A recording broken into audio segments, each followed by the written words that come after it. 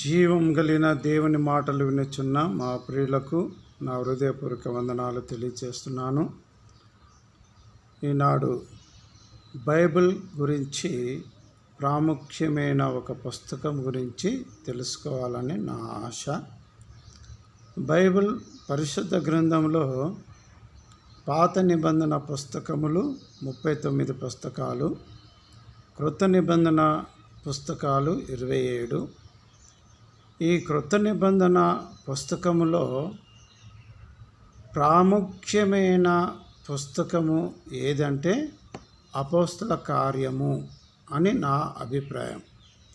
ఎందుకు అపోస్తల కార్యము ప్రాముఖ్యమై ఉన్నదంటే, ఈనాడు ప్రపంచం మొత్తానికి కూడా సువార్త ప్రకటించబడ్డదంటే అపోస్తలుల ద్వారానే. కాబట్టి ఈ పుస్తకమునకు పేరు ఎందుకు పెట్టబడ్డదంటే, మన ప్రభువైన యేసుక్రీస్తు ఈ లోకములో ఉన్నప్పుడు ఆయన 12 మంది శిష్యులను ఏర్పరచుకున్నాడు. మనం మత్తయి సువార్త 10వ అధ్యాయం 1వ వచనంలో మనం చూస్తే అక్కడ 12 మంది శిష్యులను ఏర్పరచుకున్నట్టుగా మనము దేవుని వాక్యంలో మనం చూస్తున్నాం. ఇదే మత్తయి సువార్త 10:2వ వచనంలో అపోస్తలుల పేరులు అక్కడ మనం చదువుతాం. ఆ 12 మంది అపోస్తలుల పేర్లు మనం అక్కడ చదవడము మనం చూస్తాం. చాలా వరకు ఈ యొక్క అపోస్తల కార్యము చదవరు, కానీ అపోస్తల కార్యము చదవడం వల్ల సంఘము ఏ విధంగా విస్తరించబడ్డదో మనకు తెలుస్తుంది. కాబట్టి ఈ అపోస్తల కార్యము మనము మత్తయి సువార్త 10వ అధ్యాయము 4వ వచనములో అపోస్తలుల పేర్లు చెబుతూ చివరిగా ఇస్కరేతు యూదను మనం చూస్తాం. ఈ ఇస్కరేతు యూద ప్రభువైన యేసుక్రీస్తును యూదులకు అప్పగించడం ద్వారా తర్వాత ఆయన పశ్చాత్తాపపడి మరి ఆ ఊరేసుకొని ఆత్మహత్య చేసుకోవడము దేవుని పరిశుద్ధ గ్రంథంలో చూస్తాం. తర్వాత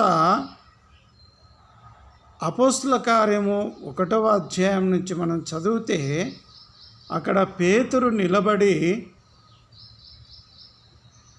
12 మంది అపోస్తలులలో ఇస్కరేతు యూదా గురించి మాట్లాడుతూ మరి ఆ ఇస్కరేతు యూదా స్థానంలో మరొకరిని ఏర్పరచుకోవాలని అక్కడ చీటీలు వేయడము దేవుని వాక్యంలో మనం చూస్తాము. అపోస్తల కార్యము 1వ అధ్యాయము 26వ వచనంలో చూస్తే అక్కడ మత్తయి పేరు వెళ్ళినప్పుడు ఆ మత్తయిని ఈ 11 మంది అపోస్తలతో పాటు చేర్చుకోవడము దేవుని వాక్యంలో మనము చూస్తాం. ఈ రీతిగా అపోస్తలులు యేసుక్రీస్తు మరి యోహాను సువార్త 16వ అధ్యాయం అక్కడ 5వ వచనంలో అనుకుంటా సత్యస్వరూపి అయిన ఆత్మ మీ మీదకి వచ్చినప్పుడు మీరు సర్వసత్యంలోనికి నడిపించబడతారు అనే మాటను మనము అక్కడ చూస్తాం. అదేవిధంగా వీరు పరిశుద్ధాత్మను పొందుకొని దేవుని వాక్యమును ప్రకటించడము చూస్తాం.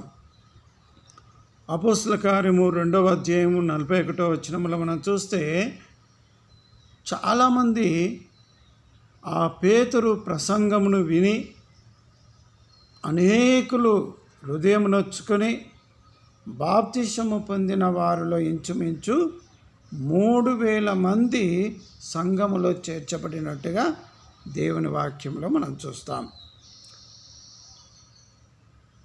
సంఘములో చేర్చబడిన వారు క్రీస్తును వెంబడిస్తూ వారు అపోస్తల కార్యము 2వ అధ్యాయం 42వ వచనంలో వీరు అపోస్తల బోధయందును సహవాసమందును రొట్టె విరుచుట యందును ప్రార్థన చేయుట యందును ఎడతెగకయుండిరి.